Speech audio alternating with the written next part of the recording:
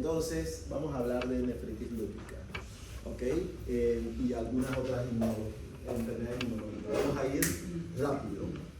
No pueden preguntar mucho hasta el final. Okay. Ok. Entonces vamos a empezar con nefritis lúpica. Uno, la nefritis lúpica es la definición. No vamos a hablar del lupus porque esta no es una clase de reumatología. Yo a lo mejor diré muy generalmente sobre el lupus porque no quiero que tratemos mucho. Entonces, él es una enfermedad inflamatoria crónica que al parecer es el resultado de un trastorno de mecanismos y de inmunoregulación causada por interacción de factores genéticos hormonales y hormonales. Básicamente eso es lupus. ¿Sí o no? ¿Estamos de acuerdo? A ver qué es lupus. Una enfermedad inflamatoria que al parecer es el resultado de trastornos de mecanismos de inmunoregulación. Eso que Es una enfermedad autoinmune que cursa con inflamación crónica. Ajá. ¿Y qué más? Ok. Una Okay. enfermedad se caracteriza por varias cosas. Varias cosas. Uno es una enfermedad inmunológica, en donde yo desarrollo anticuerpos que atacan estructuras propias mías. ¿Dónde se encuentra esta estructura? Dentro del DNA. Por eso los anticuerpos antinucleares salen positivos, porque son anticuerpos antiestructuras dentro del núcleo, ¿ok? Y que principalmente es el DNA, ¿ok? Entonces es una enfermedad. ¿Y qué células tienen DNA? Todas las del cuerpo, así que prácticamente ataca todas las cosas. ¿Cuál es la causa? No sabemos exactamente, es de etiología desconocida, pero creemos que hay una interacción entre factores genéticos que nos hacen susceptibles, factores hormonales, porque definitivamente ¿a quién ataca más? A las mujeres. Y factores ambientales que no hemos podido desconocer. Eso es básicamente lo que dice, ¿ok? No tienen que leer todo literal, sino eso es lo que dice. Entonces la historia no vamos a entrar mucho, lupus del latín lobo, no hablaremos de eso. Ustedes eso lo pueden leer, pero yo no voy a preguntar nada de estas cosas generales.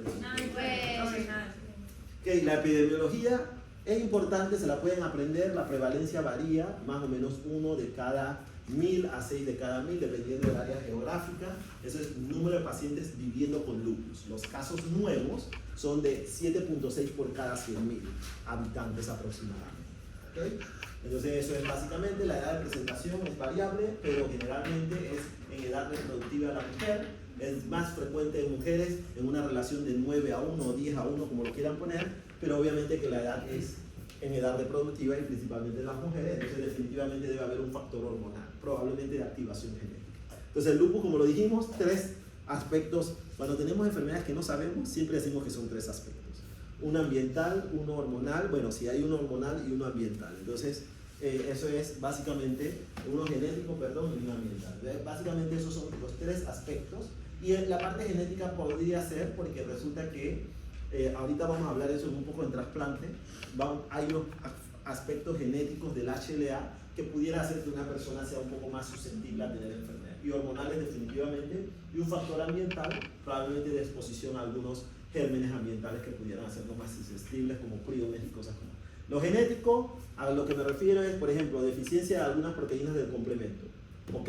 Complemento C4A, C4B provocan enfermedades como lupus eritematoso sistémico. Son proteínas del complemento. Deficiencia de o alteraciones de los antígenos leucocitarios humanos. DR2, DR3, DR4. Ese es para clase 2. B1, B8 para clase 1 se asocian al lupus eritematoso. Después hablaremos de eso. Ustedes no se preocupen. Ustedes van a saber qué es el HLA. Los genes que codifican para factores del complemento. Por ejemplo, porque el complemento produce daño celular. Entonces, por lo tanto, los genes que codifican para factores de complemento también. A lo mejor debí dar otro tema antes de esto para que pudieran saber qué estamos hablando. Factores ambientales, rayos ultravioleta, definitivamente, porque las manifestaciones cutáneas están asociadas más a los rayos ultravioleta y a la exacerbación de los síntomas. Los factores hormonales, hormonas sexuales femeninas principalmente. Entonces, no vamos a entrar en el lupus. El lupus etiológico generalizado, no vamos a entrar en eso. La patogenia, no vamos a entrar en eso. No vamos a saltar eso. Un montón de linfocitos, no vamos a hablar de eso. No vamos a hablar de la patogenia. Criterios de clasificación de lupus, esa es la clasificación de la American College of Rheumatology. Entonces, esos son los criterios de clasificación, en donde hay un eritema malar en alas de mariposa, el lupus discoide, que son lesiones cutáneas, un elemento de fotosensibilidad, úlceras orales que son un poco dolorosas pero están ahí palpables, artritis no erosiva, es decir, que no hay daño de erosión en la articulación, sino que es inflamación, es una sinovitis y le duele cuando ustedes lo tocan, serositis de muchas de las membranas serosas, hay efusión pleural, puede haber efusión pericárdica, ascitis por serositis y además afectación renal, en donde la principal manifestación, que es donde vamos a entrar nosotros, es proteinuria mayor de 500 miligramos o 3 cruces en la tira reactiva. Otras alteraciones que dicen en American, alteraciones neurológicas, el paciente puede tener cerebritis o vasculitis cerebral y causar manifestaciones, incluyendo convulsiones. Los trastornos hematológicos son frecuentes, monocitopenia, bicitopenia o pancitopenia pueden ser. Además, el paciente puede tener anemia hemolítica autoinmune, es decir, anticuerpos dirigidos ¿contra quién? Contra los eritrocitos y destruirlos, así que tiene anemia hemolítica autoinmune y por lo tanto, ¿cómo va a estar? El CUMS positivo. Alteraciones inmunológicas, es decir, voy a tener anticuerpos dirigidos ¿contra qué? Contra el DNA o contra su estructura del DNA como SMID, que es específico SMID, DNA de doble cadena o SMID. SMID es altamente específico, este también es específico, pero el SMID es más específico, RO, LA, U1RNP y todo eso. Puedo tener anticuerpos anticardiolipinas o anticuerpos antifosfolípidos. Entonces, ¿dónde están los fosfolípidos? En las membranas. Entonces, si yo tengo anticuerpos antifosfolípidos, ¿qué va a pasar? ¿Cuál es el principal membrana que está expuesto a fosfolípidos? Digo, que está expuesto a los anticuerpos. ¿Qué membrana? La membrana basal de los... ¿Cuál? ¿Pero cuál es la que está expuesta a los anticuerpos? Los vasos sanguíneos. Exacto, las células endoteliales. Entonces los anticuerpos antifosfolípidos se manifiestan principalmente como efectos de trombosis, porque tengo un anticuerpo dirigido contra el endotelio, despula el endotelio, se expresa el subendotelio y se forman coágulos. Entonces en los anticuerpos antifosfolípidos se forman muchos coágulos. El paciente tiene problemas de coagulación. Ustedes lo han escuchado, tienen aborto espontáneo y todo ese montón de cosas porque tienen anticuerpos dirigidos contra... Y el fosfolípido más expuesto, ¿cuál es? El que está en los endotelios vasculares.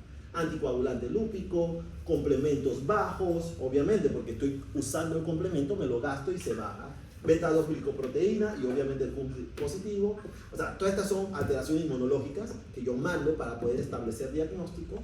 Anticuerpos antinucleares específicos y lo más importante es que los criterios establecen, todo eso que es, se lo tienen que aprender en algún momento. Cuando yo rote reumatología, yo necesito al menos 4 criterios, ¿ok? Para poder decir, y hay criterios mayores y menores para poder establecer el diagnóstico. ¿Okay? Entonces, vamos a hablar ahora sí de nefritis lúpica. ¿Okay? Eso fue una introducción muy rápida del lupus eritematoso. El lupus eritematoso es una enfermedad que mala, es mala. Sí. ¿Por qué? Porque es una enfermedad en donde en condiciones normales yo no debería formar anticuerpos contra mis propias células. ¿Por qué? Porque yo no formo anticuerpos contra estructuras que yo tengo.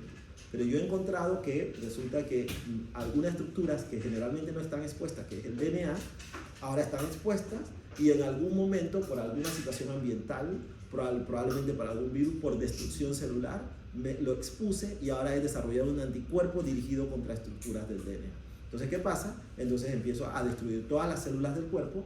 A veces hay estructuras específicas dentro del DNA celular que hace que se afanen por un órgano. Por ejemplo, nosotros hemos visto que los pacientes que debutan con la parte renal, nos ha pasado varias veces, la parte renal es seria, ¿ok? Y básicamente nos ha pasado que el paciente tiene muchas manifestaciones sistémicas, también la parte renal, y el lupus se aplaca cuando los anticuerpos acaban con el riñón.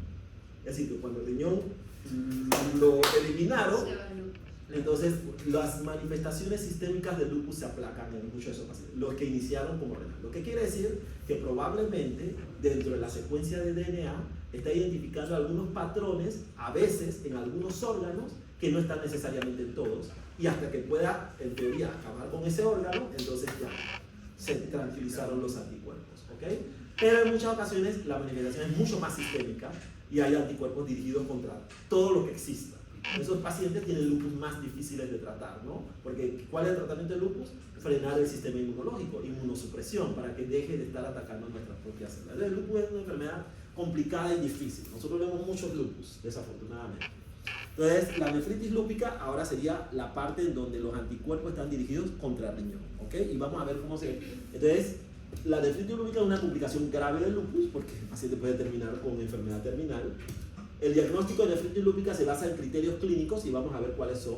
Pruebas de laboratorio y una biopsia renal si es necesario. Los criterios clínicos incluyen que el paciente tiene una proteinuria mayor de 500 miligramos o una relación proteína-creatinina en orina al azar mayor de 0.5 o de 0.5, es lo mismo.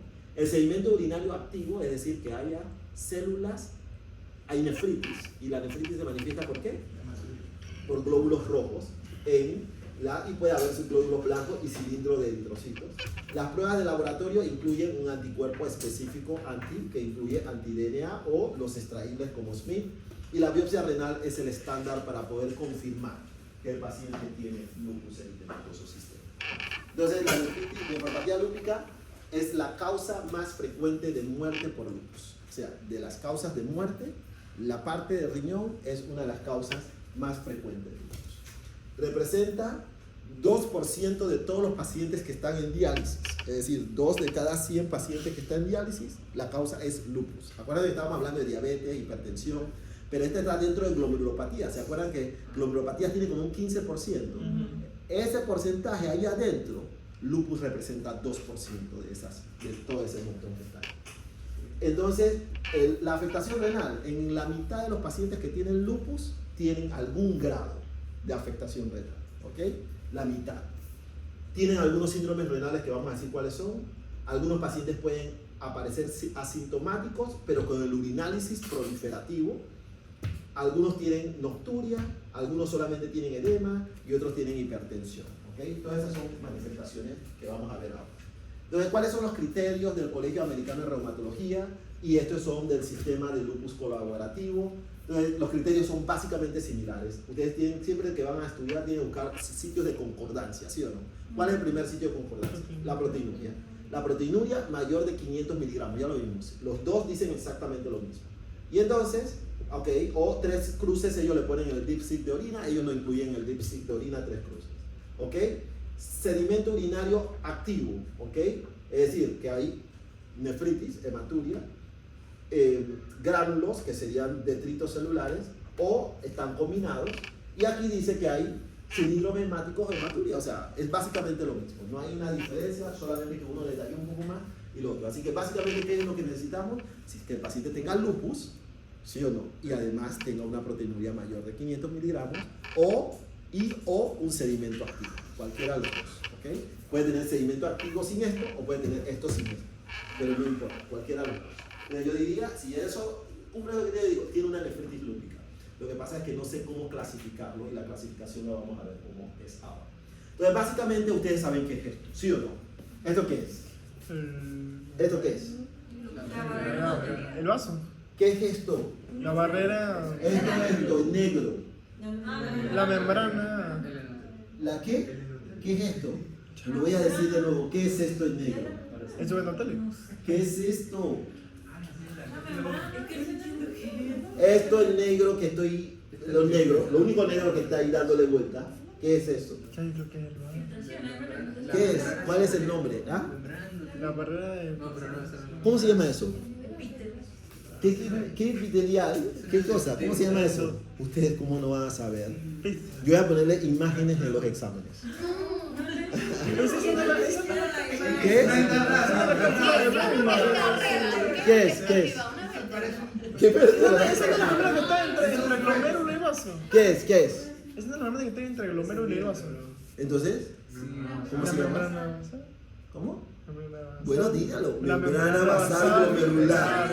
Es la membrana basal glomerular. No, están diciendo toda clase de nombres diferentes. Yo dije Es membrana la basal. membrana basal glomerular.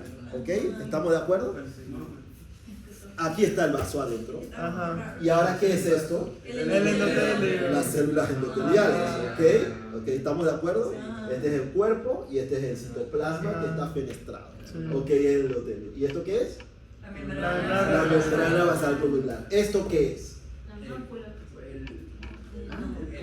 Un podocito. Un podocito con sus pericelos puestos sobre la superficie. ¿Ok? Está como que raro. Ningún raro. Está clarito. Más claro no puede estar. ¿Ok? Ok, entonces vamos de nuevo. Esto está dentro del vaso. Aquí pudiera haber un eritrocito. Sí. Esta es la célula endotelial. Yes. Esta es la membrana basal glomerular. Este es el podocito. Los podocitos son células en donde están alejadas y sus dedos están sobre la superficie. Entonces tengo la célula ahí y el citoplasma, que son los dedos, es lo que está sobre la superficie. Solamente que aquí cortaron algunos dedos, pero todo eso viene aquí, aquí, todo eso viene ahí. Ahí pues, ¿ok? Ya, ¿estamos de acuerdo? Entonces ya. ¿Qué es esto? Ok. ¿Qué es esto? Otro vaso. ¿Qué es esto que va para acá? La membrana basal otro vaso. glomerular. La membrana basal. Y acá habría otro podocito. Podocito. Entonces, ¿qué esto es? Mensaje. Gracias. Ok, entonces, para poder clasificar la nefritis lúpica, primero ustedes deberían saber cómo está organizado esto, ¿ok? ¿Ya estamos claros lo que estamos viendo? Ok. Entonces, las nefritis lúpicas se clasifican por número. 1, 2, 3, 4, 5 y 6. En números romanos, como aparece ahí, ¿ok? La 1 y 2 son mesangiales. Okay. La 3 y 4 son endocapilares nefríticas. Okay. Y la 5 es subepitelial y por lo tanto sería ¿qué?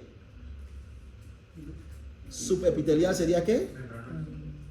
Ok, tienes razón, es nefrótico, ¿ok? Por ponerlo en general, ¿ok? Si estoy dentro del vaso y daño hacia adentro del vaso, voy a poner nefrítico, ¿no? Porque al final los eritrocitos se van a acabar. Si lo pongo de este lado, daño los podocitos y por lo tanto se escapan las proteínas. Así que, básicamente es para ponerlo en forma general. 1 y 2 son mesangiales. Tipo 1 y 2 son mesangiales. Ahora iremos sobre cada uno. Tipo 3 y 4 son subendoteliales y por lo tanto son nefríticas. La tipo 5 es subepitelial y por lo tanto es nefrótico. ¿Ok? Eso lo hemos visto previamente. ¿Ok? Entonces, estamos claros que es fácil clasificar el lupus. No he hablado de 6 todavía porque, por cuestiones típicas. Entonces, si alguien le pregunta tipo 1 y 2, ustedes están hablando del mesangio.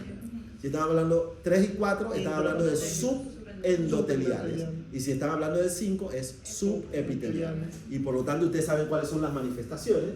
Ahora hablaremos de mesangial, nefrítico o nefrótico. ¿Ok? ¿Estamos de acuerdo? Ajá.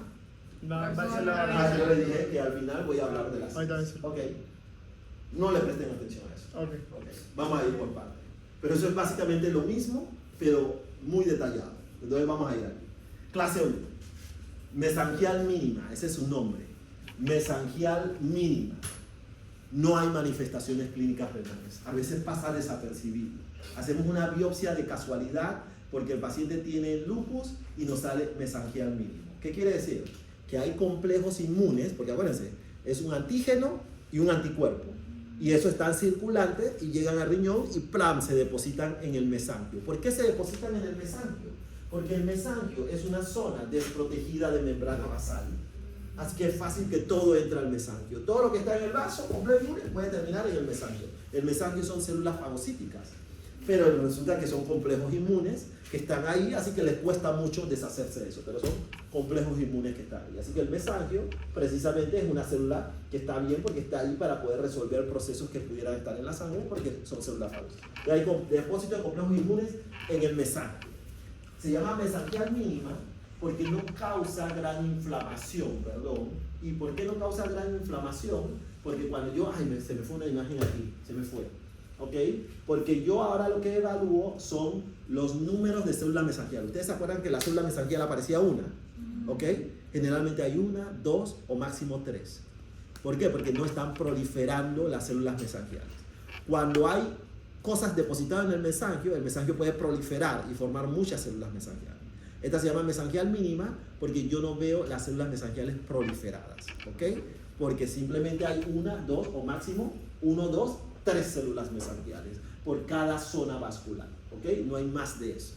Entonces, pero sí veo que hay complejos inmunes depositados. Entonces, eso no causa mucha manifestación. El urinálisis es normal, la función renal es normal. Cuando hago una biopsia, la microscopía de luz se ve bien, excepto porque está ensanchado y cuando hago la inmunofluorescencia, veo la inmunofluorescencia en busca de anticuerpos. Veo, ay, mira, hay anticuerpos depositados en el mesangio. Pero el mesangio realmente no tiene gran problema, pero veo los anticuerpos depositados en el mesangio. Esa se llama nefritis lúpica tipo 1 o mesangial mínima. ¿Ok? La tipo 2 es mesangial proliferativa. Es decir, están los depósitos de complejos inmunes en el mesangio, pero ahora ¿cómo está el mesangio? Proliferado. Es decir, ¿se acuerdan del dibujo que yo nada más mostré uno? Ahora ahí se empiezan a dividir las células mesangiales y el mesangio se empieza a expandir. Entonces, porque se empieza a dividir. Entonces, en este caso, sí aparece algo de hematuria. Y puede, acuérdense, en el nefrítico yo les dije que hay proteinuria subnefrótica, un poquito de proteinuria también, ¿sí o no? ¿Se acuerdan? Ok, entonces el paciente tiene unas manifestaciones nefríticas iniciales, microhematuria, pero la presión arterial generalmente está normal, es decir, que no está muy hipertenso, ¿ok? Clínicamente en paciente. La biopsia, obviamente, voy a ver depósitos aquí y además voy a ver proliferado el mesangio. Va a haber muchas células mesangiales, por eso dice hipercelularidad mesangial a la microscopía de luz, y a la microscopía electrónica y inmunofluorescencia voy a ver depósitos de complejos inmunes dentro del mesangio, que son los que se ven como negro, esos depósitos electrodensos de complejos inmunes, ¿ok? Entonces ya estamos claros de 1 y 2. 1 es mesangial mínima y 2 es mesangial proliferativa, ¿ok? Tipo 3, yo les dije que el 3 y el 4 son subendoteliales. Entonces vamos a ir con el primero. Entonces esta se llama nefritis lúpica proliferativa focal. ¿Por qué focal? ¿Qué quiere decir el término focal? Si hacemos la reducción, afecta menos de la mitad. Menos de la mitad de los glomérulos están afectados. Eso lo dijimos. Menos difuso es más de la mitad. Eso no es segmentario. Focal es menos de la mitad. ¿Cómo? Segmentario. No, segmentario es cuando yo veo un solo glomérulo, un segmento o global. Son dos cosas diferentes. ¿Ok? Esto es focal porque hay menos del 50% de los glomérulos afectados. ¿Ok? Entonces, pero si ustedes se fijan, miren en la anterior, estos son los depósitos inmunocomplejos. Hay aquí también, porque si yo tengo acá adentro, debo tener el mesangio se entra rápido. Entonces yo tengo, ya yo no digo el mesangial porque predomina lo que está acá adentro, ¿ok? Entonces, ¿dónde están los depósitos? Miren, todas estas cosas negras son depósitos de inmunocomplejos, ¿dónde? Miren el endotelio, y mira, además células inflamatorias, hay leucocitos acá adentro, y además este es un neutrófilo, está hipersegmentado, y entonces, depósitos de complejos inmunes, ¿dónde? Pero hay menos del 50% de los glomérulos afectados, ¿ok? ¿Qué es lo que tiene el paciente? Hematuria y proteinuria subnefrótica, y además el paciente tiene manifestaciones nefríticas, falla renal, hipertensión, edema y todas esas cosas que hemos hablado de nefrítico. Usted revise el nefrítico nuevamente, ¿ok? Entonces el paciente tiene un síndrome nefrítico, pero menos de la mitad de las nefronas están afectadas, menos de la mitad de los glomérulos están afectados, ¿ok? Ahora, la tipo 4, si la tipo 3 es proliferativa focal, la tipo 4 ¿qué va a ser? Difusa. Proliferativa difusa, es decir, que más del 50% de los glomérulos van a estar afectados. Y lo otro es que como hay tantos glomérulos afectados, puede haber ruptura de la pared glomerular. ¿Y qué va a causar? No. Si se rompe la pared, ¿qué va a pasar?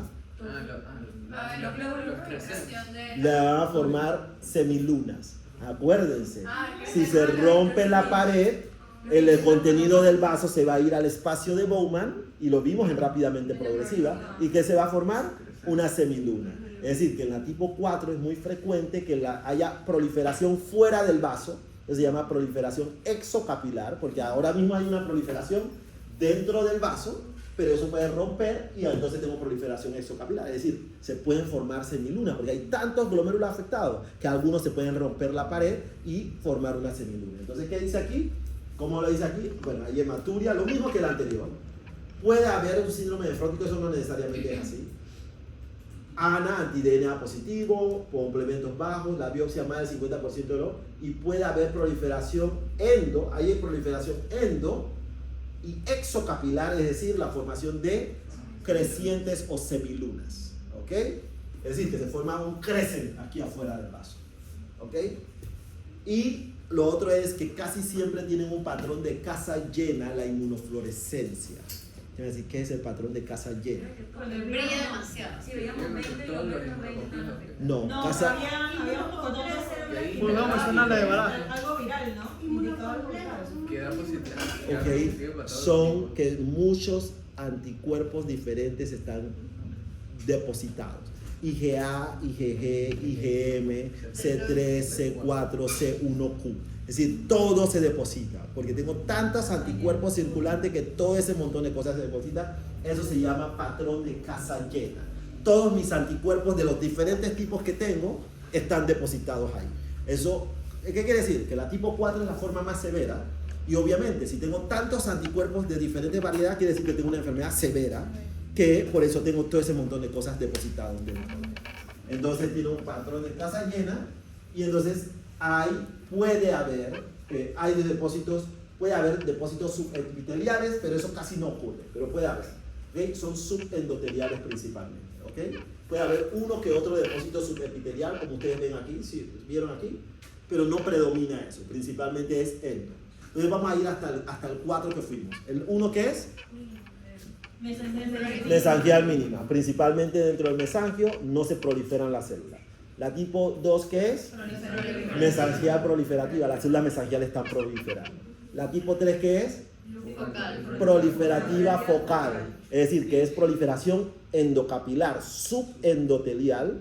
Y entonces en ese menos del 50% de los glomérulos están afectados. Y la siguiente es proliferativa difusa, en donde yo tengo que más del 50% de los glomérulos y puedo formar semilunas, puedo tener crescents, y además cuando lo veo en la inmunofluorescencia tengo un patrón de casa llena, de full house. ¿Ok?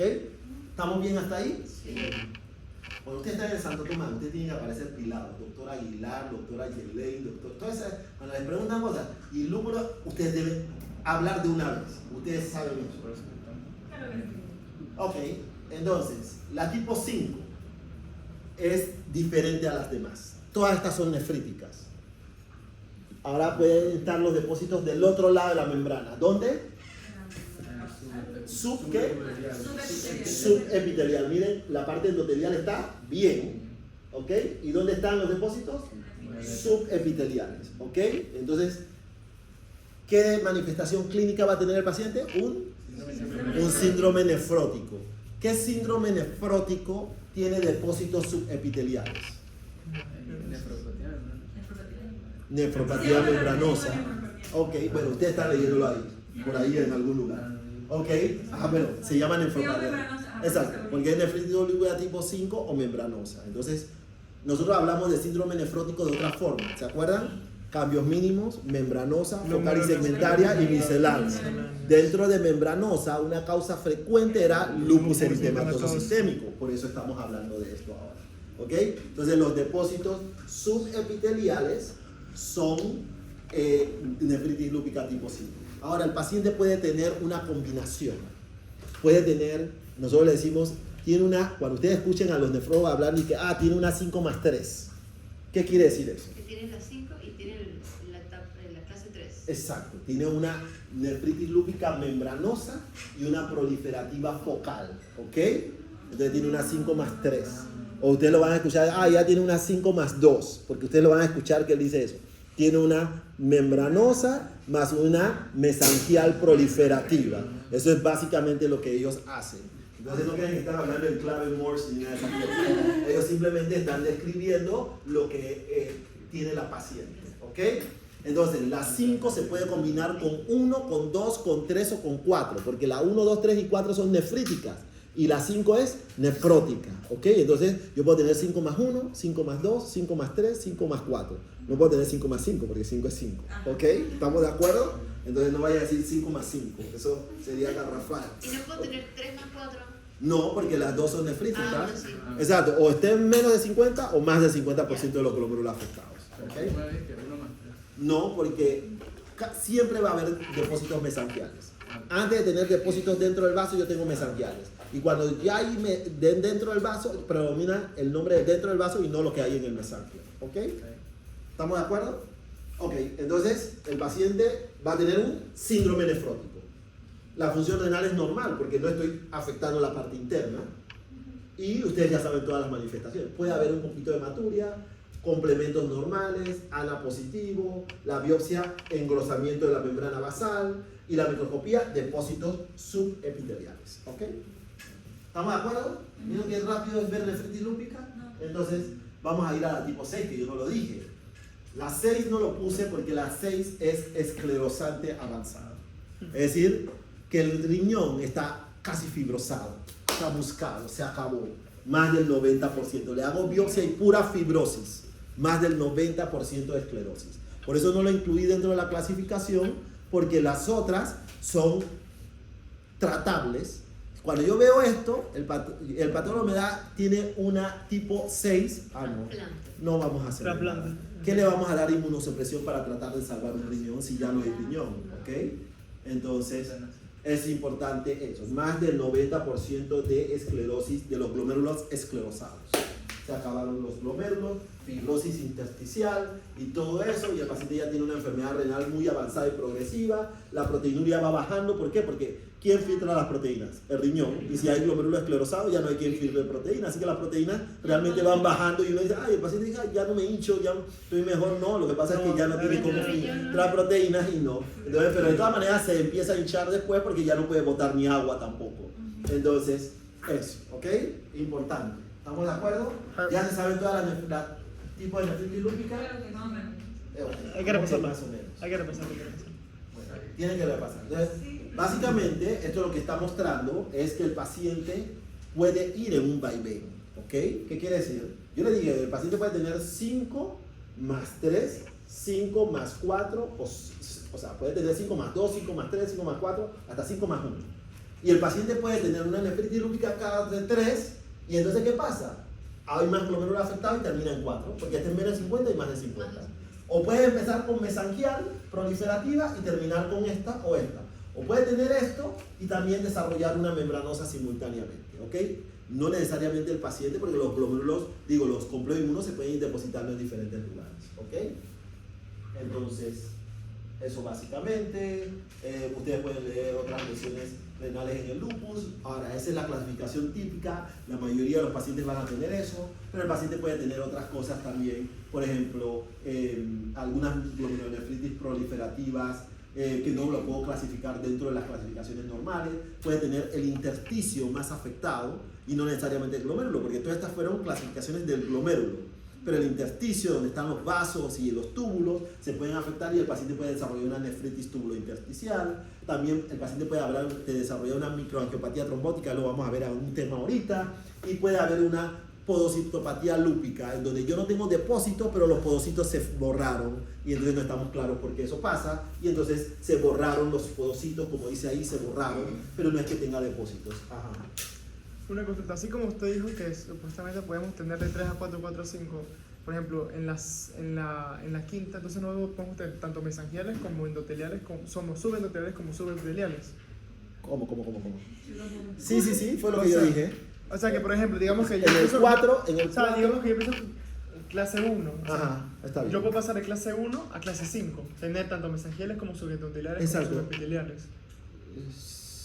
Ok, pero es que, si tienes subendoteliales, también va a haber mesangiales. Siempre Claro. hay mesangiales. O sea, cuando tú tienes 3 o 4, siempre el mesangio está invadido. Okay. Porque el mesangio es fácil entrar. No hay protección de membrana basal. Así que si tú tienes, yo no voy a decir tiene 3 más 1, porque todos los pacientes con 3 tienen depósitos mesangiales también. Entonces yo tengo que decir lo más serio, que es la proliferación dentro del vaso. ¿Ok? Entonces yo digo 3. Yo sé que tiene depósitos mesangiales, pero yo digo 3, porque el mesangial no causa grandes problemas. Dentro del vaso causa problemas. Entonces los depósitos subendoteliales es lo que yo voy a decir en mi clasificación. Pero obviamente cuando yo veo, yo voy a decir, tiene depósitos tiene una clase 3 y él lo va a describir. Tiene depósitos de inmunocomplejos subendoteliales y mesangiales, pero es clase 3. Con el simple hecho de que ya aparezcan subendoteliales, yo tengo que decir, pero yo no voy a decir el otro porque siempre va a haber dentro del mesangio. ¿Ok? Listo. Entonces, indicaciones de biopsia, ustedes lo pueden leer. Nosotros hacemos biopsias a todos los pacientes con nefritis lúpica que tengan una proteinuria mayor de 500 miligramos o que tengan un sedimento activo, eritrocitos en la orina. ¿Ok? Siempre lo hacemos. Ahora, siempre, entre teoría. Ahora le digo por qué razón. Porque si yo no voy a cambiar algo, ¿por qué le voy a hacer una biopsia? Para estadiarlo, es cierto. Un ejemplo. Yo tengo una paciente con todos los anticuerpos positivos. ANA, anti-DNA, C3, C4 bajo, tiene Smith, RO, LA, todo eso positivo. Tiene lupus, serológicamente diagnosticado. Y ahora tiene un síndrome nefrótico. ¿Qué tiene? Una nefritis lúpica tipo 5. Yo no necesito hacer una biopsia para saber por qué tiene. Entonces, yo voy a hacer algo diferente. Si le voy a dar el mismo tratamiento, no es necesario. Y entonces, a veces decidimos, ¿sabes qué? A menos que no resulte mi tratamiento, le voy a biopsiar. A veces hacemos eso. Entonces, porque no va a haber un cambio. Yo sé que tiene una membranosa porque tiene un síndrome nefrótico y el único que puede causar depósitos así en un lupus es que tenga una membranosa. ¿Ok? Ahora, los nefríticos a veces sí causan más duda. Eso sí los biopsiamos más. Es decir, porque yo necesito saber si es clase 3, clase 4, si tienen crescent o si no tienen crescent. Entonces, porque eso pudiera influir en el pronóstico. Entonces, pero los nefróticos, si es nefrótico, ya yo sé qué es. Entonces yo no tiendo a no hacer biopsia. Entonces el único que no se biopsia es el 5. No, pero lo hacemos a veces. A veces. Pero a veces no. Okay. Eso es cada nefrólogo y cada institución. Porque la institución va a decir demandar todos los pacientes con cualquier tipo de nefritis lúpica hay que biopsiarlo. Acuérdense, el 1 no va a tener manifestaciones en el urinalysis, así que nunca van a biopsiar un 1. El 1 lo biopsiaron porque a lo mejor tienen biopsias protocolizadas, pero no porque tenían una manifestación clínica en la tipo 1. ¿Ok? Vamos a hablar de IgA nefropatía por IgA. ¿Ok? Entonces vamos a hablar por nefropatía por IgA. Vieron que les hice un compendio. ¿Okay? Entonces, definición, ¿qué es la nefropatía por IgA? La definición de nefropatía por IgA solamente es un término que se puede hacer por biopsia. O sea, porque ¿cómo voy a saber que tiene una nefropatía por IgA? Tengo que ver que hay IgA depositada en la biopsia. Así que nadie les puede decir, ay, que yo creo que tiene una nefropatía. Bueno, sí, podemos creer, pero no podemos saber. Diagnóstico es solamente por biopsia y en donde yo voy a ver depósitos de inmunocomplejos de IgA principalmente es en el mesangio, pero también puede ser en el glomérulo en sí. ¿Ok? Entonces vamos a ver. Principalmente en el mesangio. Si se fijan, el mesangio está proliferado y hasta está esclerosado. Entonces, y puede causar varias manifestaciones clínicas. Ok, esta es una inmunofluorescencia. Miren la microscopía de luz. Me dijo, hay algo depositado ahí porque está expandido el mesangio. Yo sé que hay algo ahí. Yo no sé qué es, pero está ahí. Hay una tinción especial que se llama... bueno, no vamos a entrar en esta tinción todavía. El mesangio hay algo, está proliferado, pero yo no sé qué es. Ahora yo le hago una inmunofluorescencia para buscar anticuerpos. Tiro un anticuerpo anti-IgG, sale negativo. Anti-IgM sale negativo. Anti-IgE sale negativo. Y tiro uno anti-IgA y se ilumina. Entonces, ¿qué quiere decir? Que tiene IgA depositado. Entonces necesito una inmunofluorescencia compatible con depósitos de IgA dentro del glóbulo. ¿Ok? Entonces ya. Es que yo tengo una paciente. Ok, bueno, ahorita le contesto a la paciente. La incidencia. Lugares donde es más frecuente. Si se fijan, Japón, China también, Francia, Australia, la prevalencia 18 a 40%. Alto. Pero si nos vamos a Estados Unidos, Canadá, inclusive Latinoamérica, 2 al 10%. Es más frecuente en hombres que en mujeres, puede ocurrir a cualquier edad, pero predomina principalmente en niños mayores, niños más grandes, o en adultos jóvenes, más o menos entre sus 20 o 30 años. ¿Ok? Ahora vamos a hablar de la causa. Esa es la incidencia. Causas. Causa de IgA, desconocido. No lo sabemos. puede haber causas secundarias. La primaria es desconocida. Ahorita vamos a hablar de la primaria. La primaria es desconocida. Pero lo que sí hemos visto, que a lo mejor le vamos a pasar esa enfermedad a los gastroenterólogos y a los neumólogos. Mentira. Ok. Se llama también enfermedad de Berger. Ok. No, son dos enfermedades diferentes. Esta es la de Berger. Ok. También se llama así. Entonces, ¿cuál es esta enfermedad? Es que, ¿dónde están los IgA? ¿Dónde está la inmunoglobulina? En las mucosas. En la mucosa respiratoria y en la mucosa digestiva para protegernos contra los áreas que están de nuestro cuerpo expuestos al exterior, por la boca o la respiración. Esas IgA que se forman son IgAs que hemos visto en el 80%, porque hay 20% que no sabemos por qué, son anómalas. Tienen las IgAs, que son moléculas de inmunoglobulinas, tienen carbohidrato pegado a él, y ese carbohidrato es galactosa. Resulta que nos hemos dado cuenta que la glicosilación de algunas de estas, es decir, que tienen menos galactosa, están subgalactolizadas, tienen menos galactosa. ¿Por qué? Probablemente codificado genéticamente que tengan un defecto en la glicosilación de esas proteínas, ¿ok? De la inmunoglobulina. Entonces, ¿qué pasa? Esa inmunoglobulina entonces es reconocido como ¿qué? Como que no es mi inmunoglobulina. ¿Y qué hago? Formo un anticuerpo anti-IgA. Es decir, mi cuerpo forma un anticuerpo para atacar esa IgA. Y se forma un complejo inmune que es depositado ¿dónde? En el riñón. ¿Y dónde es el lugar donde más fácil puede entrar? En el mesangio. Entonces, lo más frecuente que veo son depósitos mesangiales de IgA. ¿Ok? Traje un borrador. Ok, entonces, ¿estamos claros? Okay. Entonces, como dice aquí, un defecto del sistema de mucosas. ¿Ok? ¿Estamos de acuerdo? Hay un aumento de la producción de IgA en la médula ósea, puede ser. Hay defectos de glicosilación y por eso decimos que es desconocido, porque en algunas personas no hemos podido demostrar defecto de la glicosilación, es decir, que no están subgalactolizadas. En algunas personas encontramos que el sistema de mucosas, el MALT, está afectado y produce exceso de producción de IgA, o la combinación de ambas cosas. No estamos claros. ¿Y entonces qué pasa?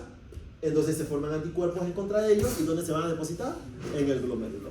Entonces, ¿qué pasa? Lo otro es que también hay causas secundarias. La IgA es eliminada en el hígado. Así que puede ser que tenga un problema para poder deshacerme de la IgA en el hígado. Ahora vamos a hablar. Esa IgA que se deposita en el glomérulo produce citoquinas, prolifera el mesangio y se esclerosa la célula. ¿Sí? Se deposita en el mesangio y se esclerosa. ¿Ok? Y ahora, ¿por qué? También hemos encontrado que las células mesangiales tienen sitios de fijación de IgA. Por eso también hay una predilección por depositarse en el mesangio. ¿Okay? Entonces, ¿estamos de acuerdo?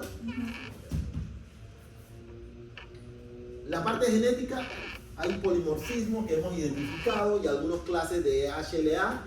Dijimos HLA y yo no he hablado mucho de HLA, de clase 2, de P, de Q y de R, y hay que lo hacen algunas personas susceptibles. Vamos a hablar de HLA ahora en el okay. Entonces, ¿estamos siguiendo HLA? Digo, IgA. Ok. No vamos a entrar mucho en las causas secundarias. Es decir, yo les dije, la causa primaria es que yo tengo mucha producción, subgalactolización, y por lo tanto se deposita. Y tengo un anticuerpo dirigido contra él. Pero el otro puede ser que no lo puedo deshacer. ¿Qué condiciones adicionales? Por ejemplo, condiciones que producen exceso de producción de IgA, HIV, lepra. Otras, neoplasias, principalmente de cáncer y páncreas. Cirrosis hepática, porque el hígado está afectado, o hepatitis B, y en algunos casos hepatitis C. Tengo afectación del hígado, que yo dije que es donde se aclara. Enfermedades de la piel, como psoriasis, también puede estar asociada a hiperproducción de IgA. Enfermedades pulmonares como sarcoidosis, que son enfermedades granulomatosas crónicas, también pueden estar asociadas a exceso de producción de IgA. Entonces, acuérdense, miren, neoplasias pulmonares, porque acuérdense, secreción mucosas, ¿ok? Y trastornos inmunológicos asociados. Es decir, que el paciente puede tener lupus o artritis reumatoide y entonces tengo un montón de anticuerpos, incluyendo IgA, ¿ok? Entonces también puedo tener esto asociado. Entonces, son causas secundarias de IgA. No es que yo tengo un problema directo en la producción o la caracterización, tengo un problema porque otra enfermedad está haciendo que tenga niveles elevados de IgA o no puedo aclarar el IgA.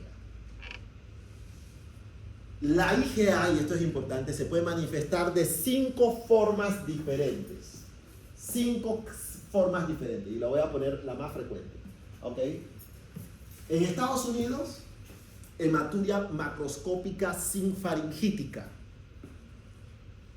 Es decir, ¿qué es eso? ¿Qué quiere decir eso de sinfaringítica? Ok, lo voy a decir de nuevo. Una hematuria macroscópica sinfaringítica. Sinfaringítica. Sí. Zinc en la faringe. ¿Ah? Es zinc en la faringe. El zinc. Tienen déficit de zinc. Así O sea, de zinc. En zinc. Ok, exacto. Sincrónica, al mismo tiempo. Ah, ok. Es una hematuria macroscópica que aparece sinfaringítica. Y no es sinfaringítica, zinc. ¿Ok? Ah, ok. Y no zinc con Z. Ok, una hematuria macroscópica sinfaringítica. ¿Qué quiere decir? La postinfecciosa es una hematuria macroscópica. Sin sinfaringítica. Exactamente, eso es lo que. Ok. Me pareció bien el término. Sinfaringítica. Ok, ¿qué quiere decir? La postinfecciosa, yo tengo un grano en la piel o tengo una infección en las vías respiratorias altas y principalmente por el estreptococo beta hemolítico del grupo A. Yo después empiezo a formar un anticuerpo dirigido contra esto que tiene una estructura similar a estructuras de la membrana contra algunos antígenos de ese estreptococo y entonces yo empiezo a depositarlo en la membrana basal. ¿Eso cuánto tiempo ocurre? Para vías respiratorias, como 2 semanas después de la infección. Y para la piel, 3 a 6 semanas después de tener una piodermitis. ¿Ok? Entonces yo tengo esas manifestaciones. Yo tengo hematuria macroscópica porque tengo un nefrítico agudo que ocurre semanas después de la infección original. En la IgA, yo tengo, como es IgA secretor, yo tengo una infección, se produce un montón de IgA, se deposita de una vez y yo tengo, al mismo tiempo que yo veo clínicamente, oye, tiene una faringitis, tiene hematuria macroscópica. Le dio una gripe, entonces el paciente que ya tiene, le da una infección respiratoria y entonces tiene simultáneamente hematuria macroscópica. En Estados Unidos se manifiesta principalmente como hematuria macroscópica sinfaringítica. ¿Ok? ¿Estamos de acuerdo? En donde el paciente tiene infección y cada vez que tiene infección tiene hematuria porque tiene exceso de producción de IgA. ¿Ok? Entonces, básicamente, en Estados Unidos. Mientras que en Asia, en Japón, China, inclusive India, que está en Asia, pero más en Japón y China, ellos tienen la mayor prevalencia, indicando que hay un problema genético. Ellos tienen la mayor tasa de gente con subgalactolización de la IgA. Y entonces, ¿qué pasa? Tienen hematuria microscópica, asintomática y aislada, con o sin un poquito de proteinopina. Es decir, le hacen un examen y oye, tiene hematuria. Y si estoy en Japón y China, ya yo pienso, es IgA, porque es muy prevalente. Dijimos entre el 20 y 40%, ¿se acuerdan? La prevalencia es muy alta. Entonces, si vemos, IgA es la glomerulopatía más común en el mundo. ¿Por qué? Porque ¿cuántas personas viven en Asia? Por la población, por la cantidad. Exactamente, ¿ok? Por esa razón. Entonces, solamente con unir India y China, 2.400 millones de habitantes. O sea, eso es, ¿estamos de acuerdo? Entonces, esto es como predomina allá. En un 62% de los casos así se manifiesta. ¿Okay? La otra es que tengo un síndrome nefrítico agudo, es decir, una glomerulonefritis aguda. Como ustedes saben, hematuria, falla renal, hipertensión, edema. Es decir, que el paciente llega con creatinina subiendo, falla renal. ¿Ok? La otra es que se deposite del otro lado, la IgA, en el espacio subepitelial. Entonces, ¿qué va a pasar? Un síndrome nefrótico. Y por último, puede haber de un lado y el otro lado de la membrana. Entonces, ¿qué tiene? Un mixto nefrítico nefrótico. ¿Ok? ¿Estamos de acuerdo? Entonces, si les preguntan en el Santo Tomás, ¿cómo se puede manifestar una IgA? Ustedes van a decir, como una hematuria macroscópica sinfaringítica, principalmente en Estados Unidos. Hematuria microscópica aislada, principalmente en Asia. Puede aparecerse como un síndrome nefrítico, un síndrome nefrótico o una combinación nefrítica-nefrótica. Está fácil, ¿sí o no? De hecho, el mayor compendio posible para que puedan responder todas las preguntas en el Santo Tomás. Ok. ¿A quién afecta más? Dijimos a niños grandes o adultos jóvenes. Cuando son niños, la mayoría presenta, porque Estados Unidos tiene muchos data, 80% presentan cuadro respiratorio y hematuria macroscópica. Y básicamente así establecen el diagnóstico en Estados Unidos. Ay, tiene una hematuria macroscópica el niño, y ay, tiene una faringitis, tiene una IgA, pero le hacen una biopsia, pero tiene IgA. Entonces ya saben que tiene IgA. Entonces, ¿qué pasa? También puede ser recurrente hematuria macroscópica, así que es como la tabla. Puede haber hematuria macroscópica que tiene manifestaciones iniciales, el paciente está asintomático, en screening escolar, en China, en Asia se hace mucho screening. A todos los niños le hacen screening, urinálisis para ver quién tiene hematuria, básicamente. Entonces, obviamente ellos tienen una prevalencia alta, pero como saben que es muy alto, ellos le hacen screening. Todos los niños que entran al kinder ya le empiezan a hacer screening de urinálisis para ver si tienen IgA. ¿Ok? Entonces, obviamente, tanta gente saliendo ya. Y la hematuria macroscópica casi no ocurre en adultos. Eso no ocurre en adultos. ¿Ok? Eso ocurre más en niños. Ok. Puede haber infecciones recurrentes de vías respiratorias altas. Meilín. Un segundo. ¿Aló? Buenas tardes. Sí, estoy en clase. Sí. Ajá, ¿algo específico para darme una idea? Ok, está bien. Ok, está bien. Ay, se me olvidó. ¿Qué cosa? Tenemos examen la otra semana, ¿verdad? Final. ¿Qué día? El final. ¿Qué día? Martes. ¿Por qué? ¿Por qué? ¿Qué pasa? ¿Por qué? Tengo que ir a Cuba. No puede ser. Virtual. Virtual. ¿Qué pasa? Tengo que ir Virtual. a Cuba, se me olvidó. No es que se me olvidó. Tengo que dar una Casualidad de la vida. Ay, mi hermana, usted se va en el viaje de mi hermana. ¿Ah? Usted se va en el viaje, en el vuelo de mi hermana.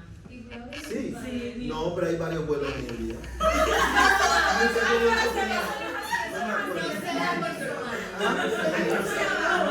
Yo no sé.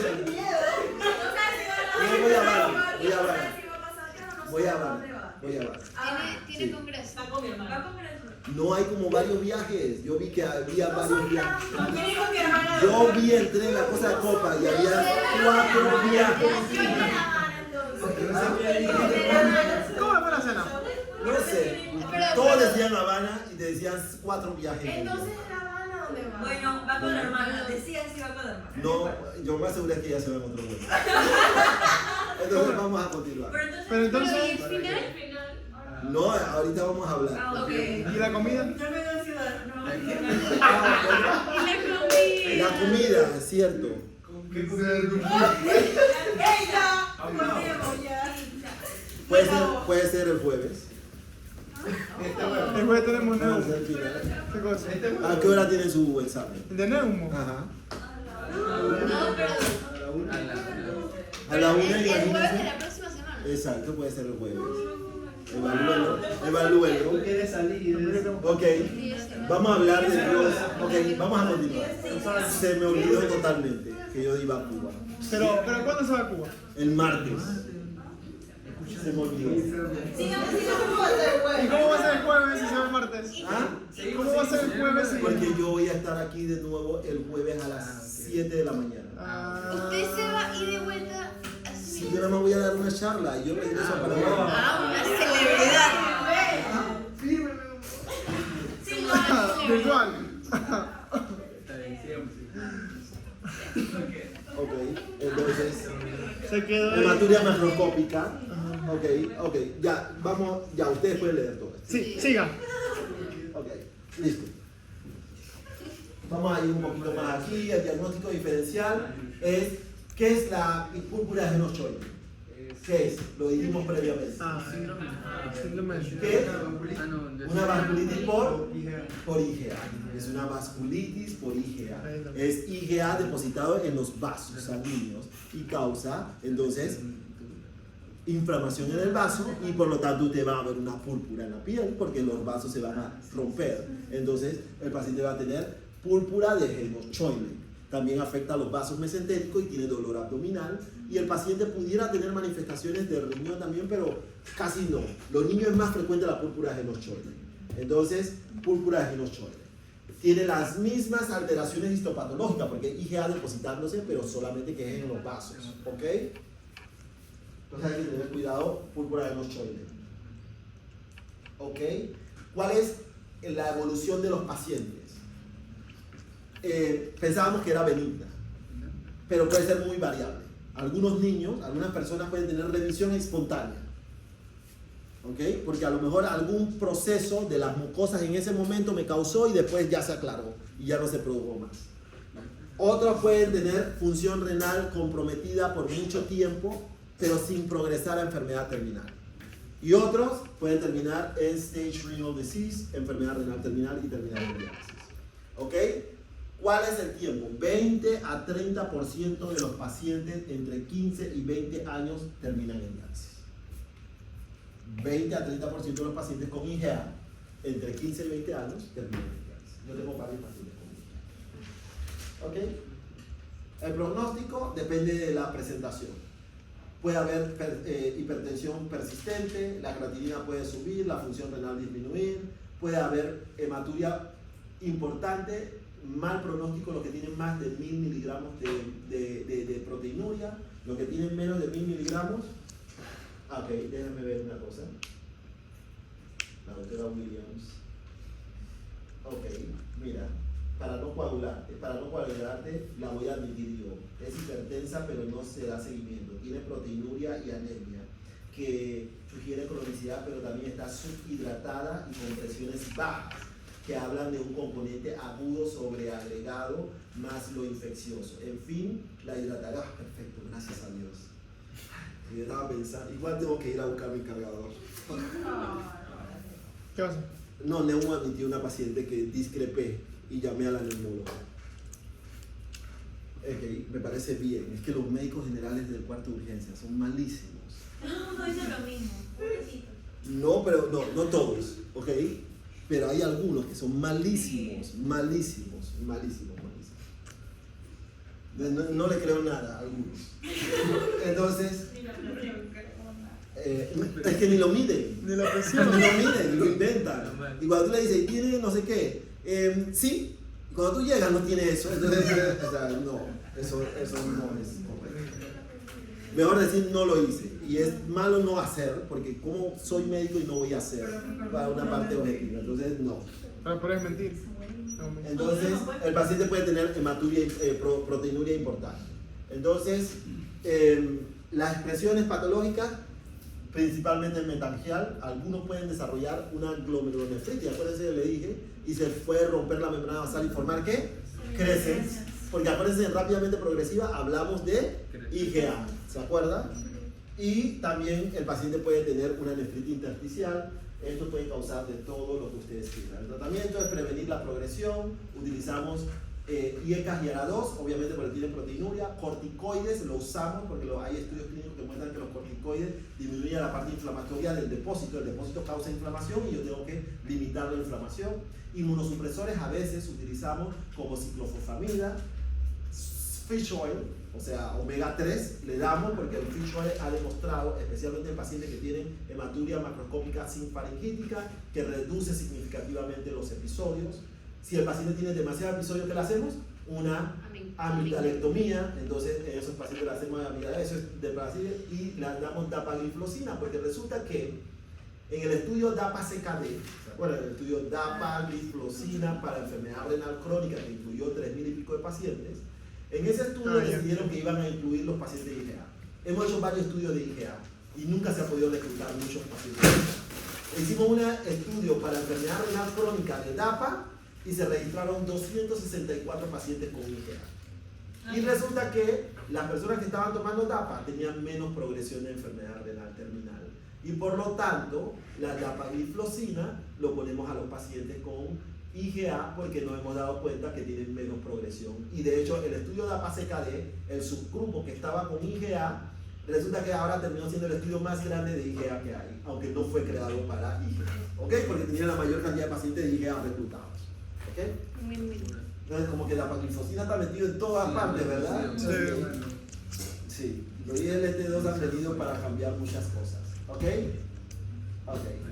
Este es el estudio clínico de DAPA, no vamos a entrar, ustedes lo pueden leer. Básicamente, los que estaban recibiendo dapagliflozina, acuérdense, placebo no es nada. Sí. Placebo son fish oil, esteroides, todo ese montón de cosas, más DAPA. Miren los que tenían pérdida de la función versus no, ¿ok? Demasiado separado la tabla, demasiado, extraordinariamente separado, ¿ok? Entonces, dapagliflozina es muy efectiva. ¿Okay? Entonces, no vaya a pensar que placebo es nada. Vamos a hablar de otra patología. Nos faltan más temas. Mieloma, amiloidosis y otras disproteinemias. ¿Ok? ¿Ya van claros en los que vimos previamente? Están estresados, yo lo sé. Ok. Muchos temas. Ok. ¿Esto qué es? Eso es un enlace. Una IgM. Una IgM. Ok. Esto es una inmunoglobulina. Así se ve la inmunoglobulina. Ok. Son inmunoglobulinas, ¿ok? Este es IgE porque tiene 5, este es IgM, ¿ok? Entonces ellos tienen una porción fija, que es esto de acá abajo, y una porción variable. La porción que hace específica la inmunoglobulina para atacar diferentes tipos de bacterias, hongos, parásitos, lo que sea, es la porción variable. La porción fija es la que la hace similar y es la que se puede anclar a diferentes cosas donde se activa complemento y este montón de cosas, ¿ok? Entonces básicamente yo nada más le voy a dar conceptos generales de esto. ¿Ok? Enfermedad renal asociada a gamapatías monoclonales. ¿Qué es una gamapatía monoclonal? Una gamapatía monoclonal. Empieza a clonar. Habíamos hablado de eso. Eso no Ok. hablamos de eso. Descontrolado. Era no son de Habíamos hablado de la inmunoglobulina que se va a clonar, ni clonar, Ok, ni no, clonar. bueno, no. ¿Quién se va a clonar? La IgG y ¿Quién se va a clonar? las inmunoglobulinas. Los linfocitos. Bueno, Tengo linfocitos que tienen diferentes grupos, pero resulta que un linfocito empieza a replicarse sin necesidad de infección. Ustedes tienen una infección, Ajá. yo tengo leucocitos que se replican, ¿no? Para poder protegerme contra la infección. Pero resulta que por algún problema de ese leucocito, del DNA, falta de supresión, algo, él empieza a hacer muchas copias. ¿Ustedes han visto los gremlins? No. Sí. ¿Ustedes han visto los gremlins? Ok, y que se replican. Entonces, imagínense que se formaron una invasión de leucocitos, de gremlins. Y que entonces esas ahora producen inmunoglobulinas de la misma forma. Que no, acuérdense, la inmunoglobulina tiene una porción variable que tiene que ir específicamente contra un antígeno específico. Pero si yo muevo copias que no van hacia nada, no me sirve. Tengo un montón de copias que no me sirven de inmunoglobulina. Eso es básicamente lo que tengo. Entonces, estas copias inservibles desplazan a las que deben hacer un trabajo. Es decir, que ahora yo tengo una infección, me fui y me dio COVID, tengo que formar un anticuerpo anti-COVID. Pero resulta que no, porque tengo todo este montón haciendo copias que me han arrinconado a un espacio. Y entonces, ¿qué pasa? Tengo más susceptibilidad a infecciones, porque resulta que no tengo adecuadas para poder protegerme. Una característica de las gamapatías monoclonales es que el paciente se hace susceptible a la infección. Pero lo otro es que ellos tienen unas cadenas, una porción fija, que es una cadena pesada, y una porción variable, que es una cadena ligera. ¿Ok? Las cadenas ligeras son las que están aquí afuera. Las cadenas ligeras son de dos tipos, son capa y lambda. Entonces las gamapatías monoclonales son trastornos caracterizados por sobreproducción de un solo tipo de inmunoglobulinas o sus componentes, cadenas pesadas o cadenas ligeras por una población clonal de células plasmáticos o linfocitos B. Y tengo una población clonal que están replicando y están produciendo esas cosas que no me sirven. Entonces, ¿qué va a pasar? Se va a inundar la circulación de esas. ¿Estamos de acuerdo? Esas células van a invadir la médula, van a tomar más espacio en la médula. Entonces, ¿qué voy a tener? Muchas células plasmáticas, que son las que producen las inmunoglobulinas, en la médula. Entonces, la gamapatía monoclonal puede causar diversas enfermedades renales dependiendo del tipo, cantidad, propiedades físico-químicas y la proteína monoclonal. La gamapatía monoclonal más común es el mieloma múltiple. ¿Ok? Es decir, que tengo un montón de células en la médula ósea, de células plasmáticas produciendo inmunoglobulinas que no me sirven. ¿Ok? Entonces tengo un exceso de células plasmáticas en la médula ósea. Entonces, ¿qué es? Mieloma, que es un trastorno maligno de las células plasmáticas que pueden producir diferentes tipos de inmunoglobulinas o cadenas ligeras. No vamos a entrar mucho en esto. Los principales tipos de alteraciones de gamapatías monoclonales son todas estas. Usted no se tiene que aprender eso. Okay. Entonces, una de las manifestaciones de gamapatía monoclonal, una de ellas es la amiloidosis. Okay. La amiloidosis, ¿te acuerdas que se dice que las inmunoglobulinas tienen una cadena ligera y una cadena pesada? Las cadenas ligeras son las que estaban afuera. Puede haber sobreproducción de cadenas ligeras y esas cadenas ligeras se van a depositar en todas partes, en el corazón, en los vasos, en el riñón, en todas partes, porque estoy viendo demasiado. Son cadenas ligeras que son solubles y se pueden depositar en esos lugares. Entonces, ¿qué sucede? Eso se llama amiloidosis. Es una enfermedad sistémica causada por depósitos de fibrillas insolubles de cadenas ligeras en los diferentes tejidos. ¿Ok? Y entonces, la amiloidosis primaria, que es por inmunoglobulinas, es AL, que es Light Chain Amyloidosis, o también puede ser de cadenas pesadas.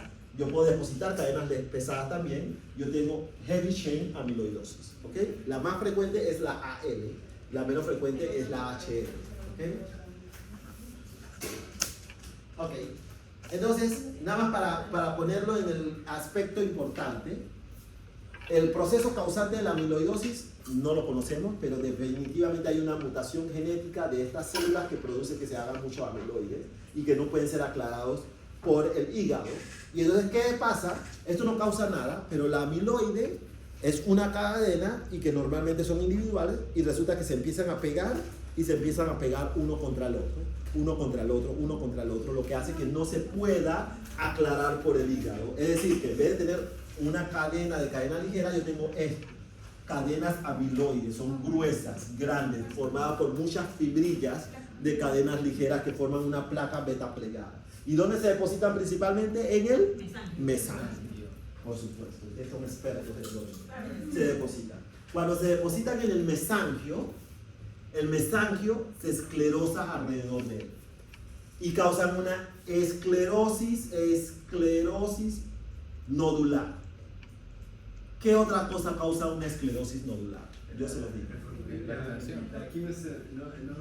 Sí, exactamente. La diabetes mellitus, ¿ok? Nódulo de Kim-Stevens. La diabetes mellitus causa una esclerosis nodular. ¿Cuál es la diferencia entre la esclerosis nodular y, acuérdense, síndrome nefrótico que decía? Cambios mínimos, membranosa, focal y segmentaria y miscelánea. Y dentro de misceláneos que estaba diabetes, mieloma, amiloidosis, sarcoidosis. Entonces, ustedes se acuerdan, pero ¿por qué? Esta es una proteinuria diferente. Esta es una proteinuria de ¿qué proteína? Me acuerdo que no era No era de albúmina. Globulinas, porque tengo demasiadas globulinas produciendo. Las globulinas que se filtran se tienden a reabsorber en el túbulo proximal, pero son pocas, yo no produzco tantas globulinas. Ahora yo tengo un exceso de globulinas que ahora van a desbordar la capacidad del túbulo proximal y esa proteinuria se llama proteinuria por desbordamiento. Estoy desbordando la capacidad del túbulo proximal de reabsorber la globulina porque estoy produciendo tantas que van a aparecer en la orina. ¿Qué tipo de proteinuria va a tener el paciente? Globulinas. ¿Cómo va a estar la albúmina en sangre? Normal. Porque no está. Porque no es. No, Entonces, el álbum. ¿el paciente va a tener manifestaciones de síndrome nefrótico? No, No. va a tener proteinuria en rango nefrótico, pero la proteinuria no No es es albúmina. albúmina. Por lo tanto, no puede tener manifestaciones de síndrome nefrótico porque no se está perdiendo albúmina y no puede tener hipoalbuminemia. ¿Estamos de acuerdo? Entonces, ¿se acuerdan cuando yo les dije que cuando ustedes midan proteínas en 24 horas siempre tienen que pedir albuminuria y proteinuria total? ¿Por qué? Porque eso los ayuda a establecer la diferencia. Ustedes necesitan saber, el síndrome nefrótico no se refiere a albuminuria, se refiere a proteinuria total en general. Si la proteinuria es albúmina, ¿se acuerdan que yo les decía? Entonces va a tener manifestaciones de síndrome nefrótico. Si la proteinuria es la albúmina, entonces tiene cambios mínimos, membranosa, focal y segmentaria, y dentro de misceláneos, diabetes. Pero si no es albúmina la proteinuria, tiene mieloma o amiloidosis. ¿Estamos de acuerdo? ¿Estamos de acuerdo? Entonces, ustedes siempre tienen que hacer las dos cosas, albuminuria y proteína total. Si la albuminuria no se está perdiendo y lo que está perdiendo es proteína total, ya ustedes sospechan, debe tener una gamapatía monoclonal, porque lo que debe estar perdiéndose son globulinas. Entonces ustedes hacen algo que se llama estoy obviando un poco la diapositiva, ustedes hacen algo que se llama una electroforesis de proteínas urinarias para buscar proteínas de Ben-Jones, que son globulinas en la orina. Eso es la proteinuria de Ben-Jones, ¿ok? Entonces, la amiloidosis se deposita en él y produce esto. A diferencia de que hay una tinción que se llama rojo Congo. El rojo Congo es positivo cuando hay esto, porque identifica esto, y es negativo si es diabetes. Es decir, cuando nosotros tenemos diabetes, el patólogo que tiene una esclerosis nodular dice, bueno, él me dijo que es diabético, no sé qué, pero igual le hizo una biopsia. Nosotros no le hacemos biopsia a los diabéticos, ¿no? Porque tiene muchos años de diabetes, pero yo tengo una duda, yo creo que está algo raro, la proteinuria tiene, porque el diabético puede tener síndrome nefrótico por problemas de albúmina perdiendo, pero simultáneamente tiene una amiloidosis. Entonces yo dije, pero es que este está deteriorado, es que me pasó. Precisamente le pasó a una mamá de un médico que el doctor Alfonso Gordón, que es el jefe de servicio, él es el jefe del departamento, pero en la privada él me mandó una paciente de AXA y me pone porque está desarrollando falla renal. Entonces yo le dije, pero ella tiene muchos años de diabetes y su función renal estaba bastante bien. Y lo otro es que tenía algo de albuminuria, pero no era mucho, pero la proteinuria de 24 horas que le dije tenía 7.000 miligramos. Pero no tiene hipoalbuminemia y la función renal se estaba deteriorando más rápido. ¿Por qué? Porque obviamente se está depositando en el mesangio y está causando esclerosis. Y yo dije, no. Así que yo le hice una determinación no le hice biopsia, de cadenas ligeras en sangre para ver cómo estaban las cadenas ligeras y una electroforesis de proteínas en sangre. Me salió, acuérdense, las proteínas en sangre son globulinas y albúmina, ¿ok? Y también hay otras más que son en menos cantidad, alfa globulinas y beta globulinas que están ahí, y gamma globulinas que estas son gamma globulinas. Entonces, ¿qué pasa? La gamma globulina no salió elevado porque era un poquito pequeño, pero las cadenas ligeras salieron por las nubes. Entonces yo se la mandé a la hematóloga, ella le hizo una médula ósea y tiene un mieloma productor de cadenas ligeras. ¿Ok? Entonces, si se fijan, es importante que ustedes cuando evalúen la orina, el urinálisis puede decir negativo, porque el urinálisis detecta albúmina, pero la paciente dice, estoy orinando con mucha espuma. Entonces, tiene otra proteína en la orina. Claro. Entonces, ustedes tienen que determinar eso. Entonces, eso es importante. Por eso estamos viendo estos temas, porque resulta que las dos enfermedades asociadas son mieloma o amiloidosis. ¿Ok? El pronóstico de eso es Malo. Es malo. Bien, bueno. Vamos a decir el término, a veces para que los pacientes entiendan un poco, le decimos, tiene un cáncer hematológico, porque son células hematológicas, Claro. son leucocitos que se están clonando. ¿Y cuál es el tratamiento? Quimioterapia. Hay que matar esos leucocitos que están produciendo esas inmunoglobulinas que están causando el problema. Así que es quimioterapia de esas feas. Bueno, ahora utilizamos algunas como cortesomib que no causan caída de cabello ni nada. Pero si es muy agresivo, sí, los hematólogos se ponen muy agresivos también. ¿Ok? Entonces, todas las manifestaciones de amiloidosis, obviamente, otra cosa que tiene, se deposita en los vasos, la amiloidosis, las cadenas ligeras. Entonces, ¿qué pasa? Los vasos ya no pueden contraerse. El paciente tiene presiones que empiezan a bajar. En el corazón se depositan, se engruesa todo el miocardio y todo, y parece una miocardiopatía hipertrófica por depósito. Entonces cuando le hacen, brilla mucho, el cardiólogo dice, oye, esto brilla mucho, este miocardio, yo creo que tiene amiloidosis. Y lo otro es que ellos dicen que hay una figura que parece de Mickey Mouse, o sea, que las aurículas se ven dilatadas, el ventrículo se ve dilatado. Entonces ellos dicen que, mira, esta característica de Mickey Mouse típica, yo creo que tiene una amiloidosis cardíaca. Entonces, si él dice que tiene una amiloidosis cardíaca, ellos nos lo mandan a nosotros para hacer el diagnóstico por biopsia. Yo mandarle una electroforesis de proteínas séricas y cadenas ligeras en sangre para que me lo está mandando a mí para hacer una biopsia. ¿Qué son cardiólogos? Ok, obviamente, si tiene amiloidosis cardíaca, si yo hago una biopsia puedo ver amiloide depositado dentro del riñón, pero la biopsia es invasiva, porque mejor no le hace pruebas serológicas primero para ver si tiene eso. O lo manda con el hematólogo que le haga la evaluación, o sea, porque siempre al nefrólogo, no lo mandan a nosotros, créanme. Entonces, otra enfermedad, miren, vamos a decir cuáles son. La primera enfermedad es amiloidosis, cadenas ligeras. La otra enfermedad es que puede haber depósitos de inmunoglobulina monoclonal. Entonces, en este también puede haber una enfermedad causada por cadenas medianas, y por eso se llama así. No son ni pesadas ni ligeras, son cadenas medianas. Ok, lo otro que puede aparecer es el mieloma múltiple. Y el mieloma múltiple se caracteriza porque tiene unas manifestaciones clínicas de muchas células plasmáticas en la médula, un montón. Esas células empiezan a ocupar espacio, y ¿qué hacen con el hueso? Lo rompen. Fracturas con facilidad. ¿Ok? Hay fracturas. Si está dañando el hueso, ¿qué va a pasar? ¿De qué está hecho el hueso? ¿Y qué va a tener el paciente? Hipercalcemia. Ok, entonces va a tener fracturas con frecuencia, va a tener hipercalcemia, infecciones recurrentes. Y entonces cuando normalmente la médula ósea tiene menos de 10% de células plasmáticas. Células plasmáticas clonales en la médula ósea, más de 10%. ¿Ok? Tiene un mieloma múltiple. Cuando le hacen una médula ósea, dice, ay, tiene más de 10, tiene un mieloma. Proteína monoclonal. Y además hay biomarcadores que también se pueden utilizar. Entonces, el paciente tiene manifestaciones clínicas. Hay otra cosa que se llama EMBUS, gamapatía monoclonal de significancia incierta. ¿Ok? Que por eso significa en inglés, monoclonal gammopathy of uncertain de significancia incierta. ¿Okay? Entonces, ¿qué pasa aquí? Resulta que la médula tiene menos de 10%, pero tiene más de 5%, pero menos de 10%. Y los hematólogos no saben qué hacer con eso. Dicen, bueno, no tiene el criterio, pero tiene células clonales, pero no tiene el criterio de más de 10% de células afectadas.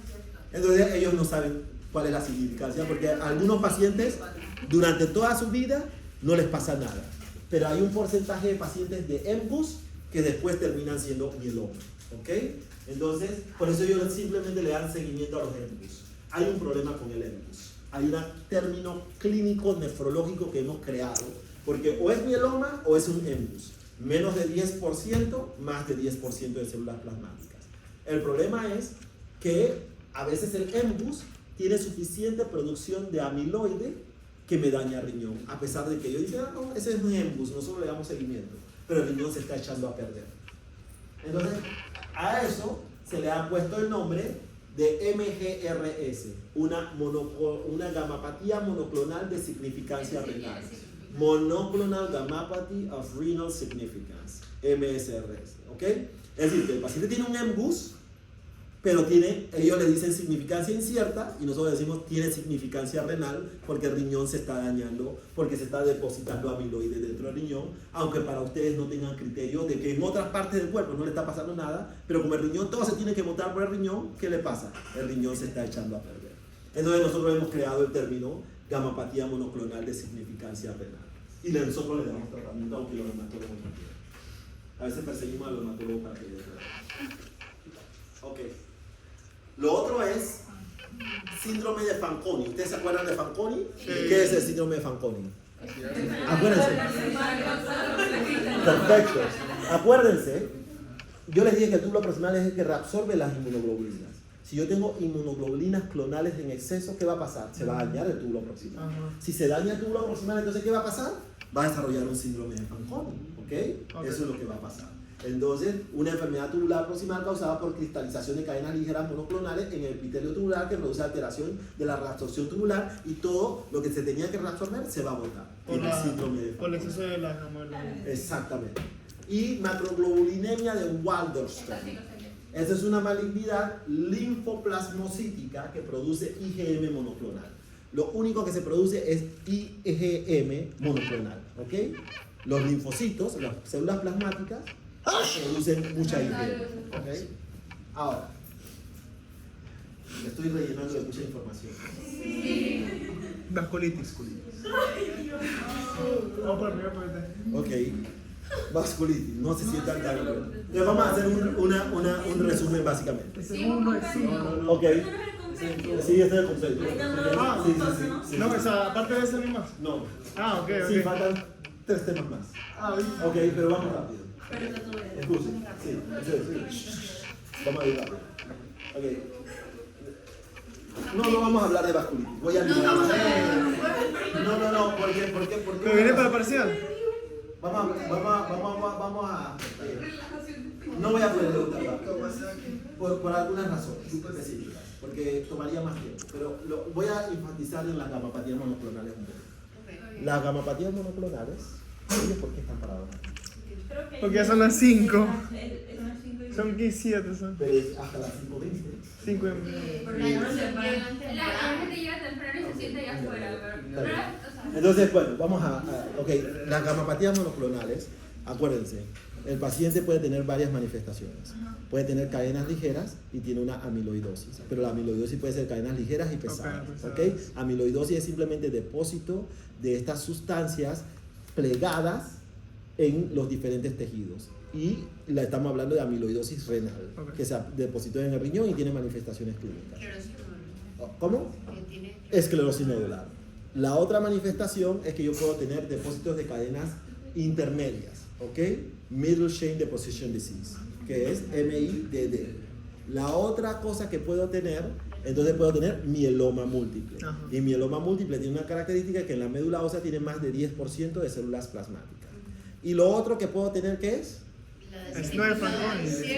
La de significado incierto y la de significado renal. Exacto. Significado incierto, MGUS, y la de significancia renal. Es decir, que tiene un MGUS, pero el riñón se está afectando, ¿ok? Y además puede desarrollar Fanconi y el o Waldenström, que es IgM monoclonal. Ajá. Es decir, que los linfocitos, las células plasmáticas están formando IgM monoclonal, ¿ok? Ahora, lo otro importante nada más que tienen que recordar es que en el mieloma múltiple, por ejemplo, hay algunas manifestaciones adicionales. Pero lo más importante es que la enfermedad en el riñón, lo que se afecta en el riñón puede ser el mesanquio para la amiloidosis, y para el mieloma lo que más se afecta en el riñón es que las cadenas pesadas que se están perdiendo se estancan dentro de los túbulos con las proteínas de Tamm-Horfman y producen algo que se llama nefropatía por cilindros, ¿ok? Que en inglés se llama Cas nephropathy, nefropatía por cilindros. Y esa nefropatía, porque las cadenas todas se pegaron ahí adentro, obstruyen y el paciente deja de orinar. La inflamación dentro causa daño del intersticio y el riñón se empieza a echar a perder. ¿Cuál es el tratamiento de un paciente con mieloma que está desarrollando falla renal? Iniciar quimioterapia urgente. Porque si no se baja la cantidad de células, de inmunoglobulinas que se están echando al riñón, el riñón se va a ir. Entonces, ¿qué hay que dar? Quimioterapia para eliminar esas células plasmáticas rápidamente, para disminuir la producción. ¿Okay? Entonces, vamos a salir de esta y vamos a ver aquí